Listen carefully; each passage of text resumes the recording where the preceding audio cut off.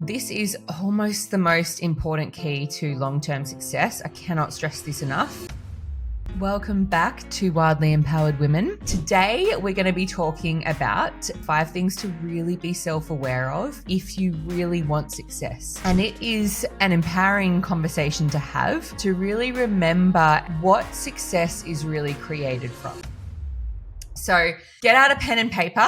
Hopefully these will bring you a lot of value, and they may be areas that you could go and do some journaling on or go and do some work on to really help unkink the hose. You know, like picture a hose that has a kink in it. Once you work on these areas, it is literally like unkinking the hose, and the flow and the power and the force is just completely undeniable. Number 1, allowing the time for the return on your investment. Who has heard of the term ROI? ROI stands for return on investment. It is not an investment if you have not allowed the time to receive the return. I know a lot of us as very driven type A red personalities and millennials, we want instant gratification. We're high achievers. We have big goals and we don't want to allow much time for the return, right? And also at the same time, we have to be really self-aware of that little ningly E word that we get labeled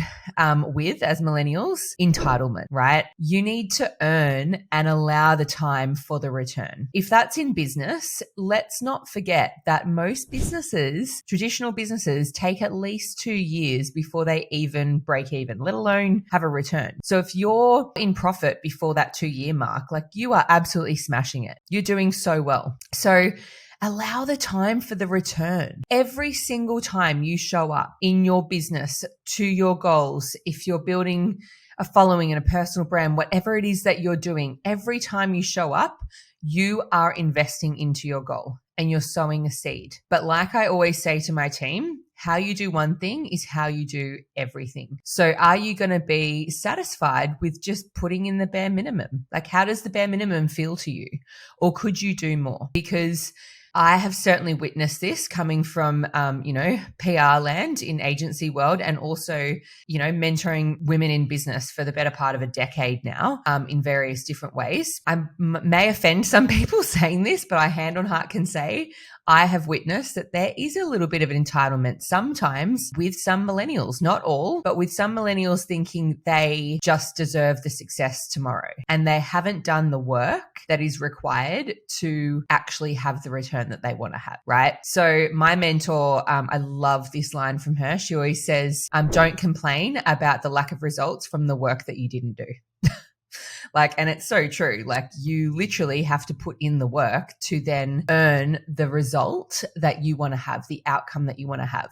My number 1, this very first one around allowing the time for the return, you need to be self-aware of this, because what have you sown? If you want to reap something really big, what have you actually sown? Have you just done the bare minimum and you're expecting to see a really large return? If you were watching someone from the outside and you saw them get the result that you're after, what would you have expected to see them do? And are you doing that? So important to be self-aware of this, because like anything in life, it takes effort and it takes input to get to where you want to be. So that's the number 1, is allowing the time for the return. Number 2, realistic timeframes. Okay. So that's one thing, allowing the time for it. It's another thing, actually looking at, well, what is a realistic time frame for this? At the time of recording this episode, I am pregnant, and I know that there's 40 weeks of pregnancy, right? 9-10 months of being pregnant. I don't expect it to come sooner. If it does, what a beautiful thing. If it's a couple weeks early, that's awesome. But I don't expect it to come sooner, because I know and surrender to the fact that that's how long a pregnancy is. If you've gone and enrolled in a uni degree, it's likely 3 years, right? If you do an internship, or apprenticeship, it might be 2 or 3 years. We are okay with these timelines that are sort of set in stone and a bit more solid because someone's told us what the timeline is, right?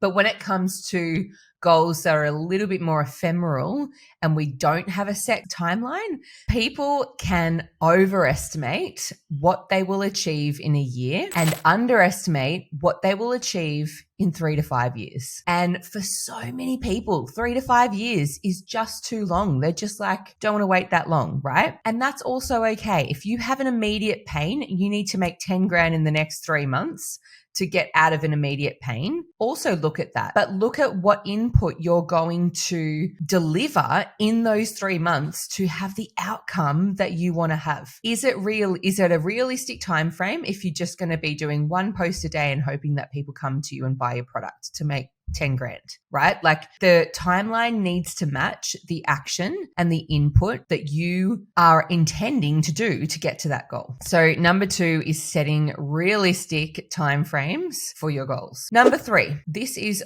almost the most important key to long-term success. I cannot stress this enough. Being solutions focused. Your ability to solve problems is going to be directly correlated with your success. I'm sure everyone's seen that graph of like, you know, what people expect success to be. And it's like kind of like this steady line up, and what success is, which is like up, down, up, down, up, down, up, down. And it's slowly rising, but there's lots of peaks and troughs.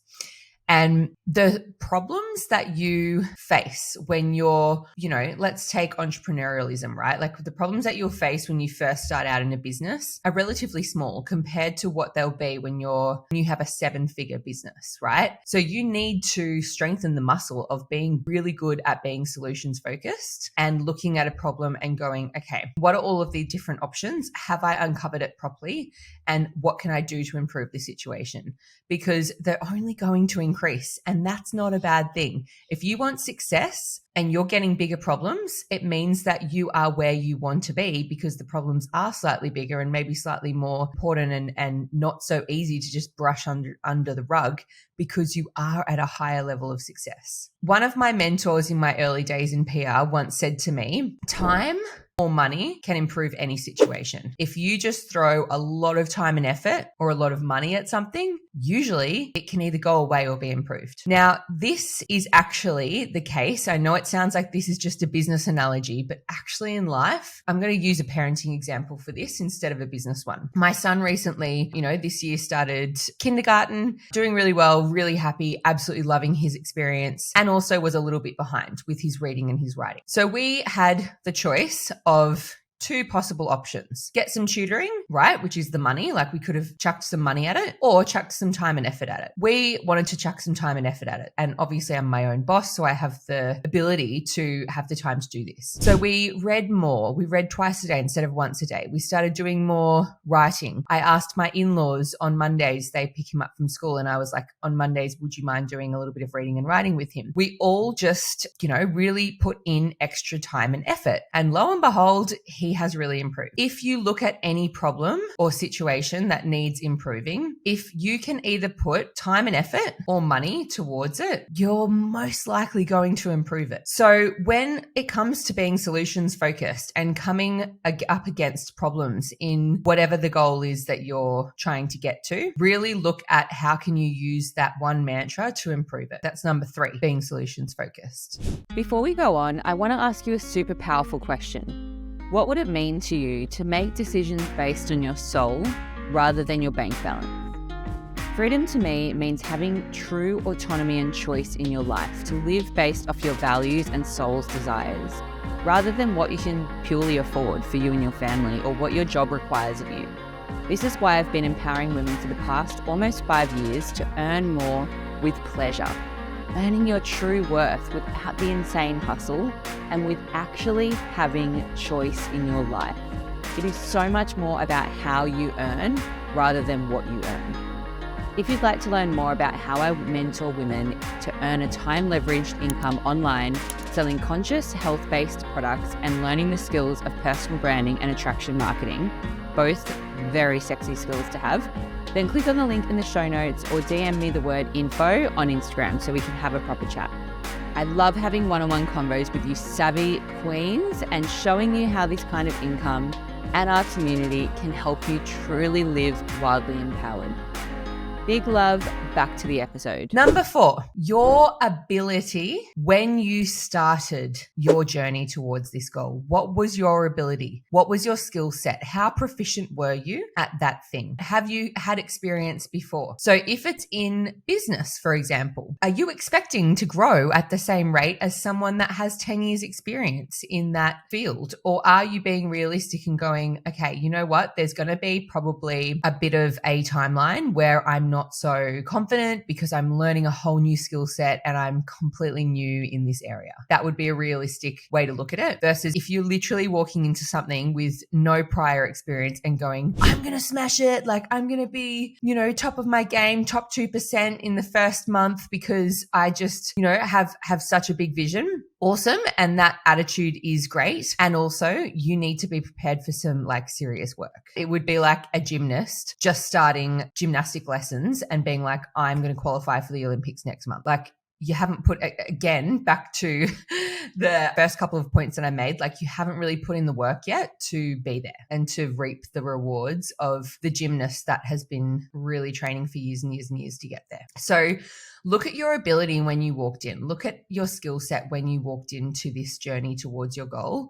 And be really proud of it because part of the journey is not just getting to your goal, it's looking at your growth and really taking stock and pride and celebrating your growth as you go. In the entrepreneurial space, I've had such the absolute honor of witnessing women who come into our space and don't know what their message is, have no confidence, don't value their own message or their own voice, don't know what they stand for, couldn't hold up a camera and talk face to camera if their life depended on it. And a few months in, they are a completely different person purely because they borrowed the belief from someone else and they saw others and learnt from others who have gone before them. And that's what, this podcast is called Wildly Empowered Women. That is what it's about, is actually owning who you are, what your message is, what your truth is, what you have to say and gift to the world, your genius zone. And that can only be unleashed. It's completely invisible.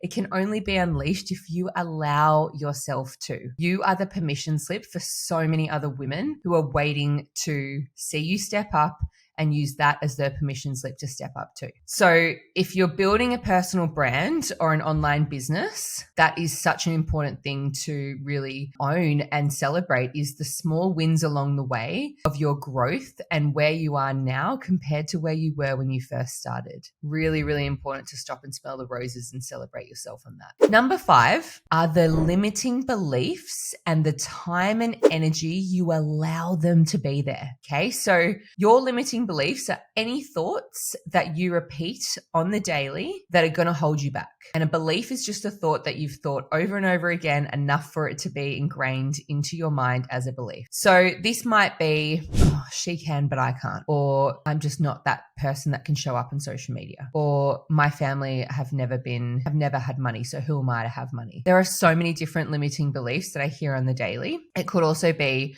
I'm just not good on camera, or I just don't have anything valuable to say, or I'm just not the type of person who XYZ. Here's a bit of a tough pill to swallow, but this is what it really comes down to with limiting beliefs. You are both the problem and the solution. So if you can be self-aware of what your limiting beliefs are, then you can stop them as soon as they start. Because anything that you're allowing in your mind, it's like a garden. The more weeds you allow in, the more they're going to take over the garden, right? You need to be weeding absolutely every single day. The moment you actually notice a limiting belief come up in your mind, you need to say to it, F off. You need to stop it in its tracks and not allow it the time and the energy in the garden of your mind. Because the more you do that, the more you, especially when you dwell on things, if someone says something to you and you're a bit triggered, or if something happens, or you see someone's post and it really sticks with you, how much time and energy are you going to allow that to play out in your mind? Because the story that we tell over and over to ourselves is the story that we play out and live out, and we are creating our own reality with the thoughts that we think on the daily. I'm sure a lot of you, listening to this podcast already know that I am a massive fan of Abraham Hicks. She is just the absolute godmother of your thoughts becoming your reality and really being aware of your limiting beliefs. I would very highly suggest watching, there's a 8 or 10 minute video that she does on telling a new story. So if you typed into YouTube, Abraham Hicks telling a new story, it's one of my favorite videos from her, really talking to this topic.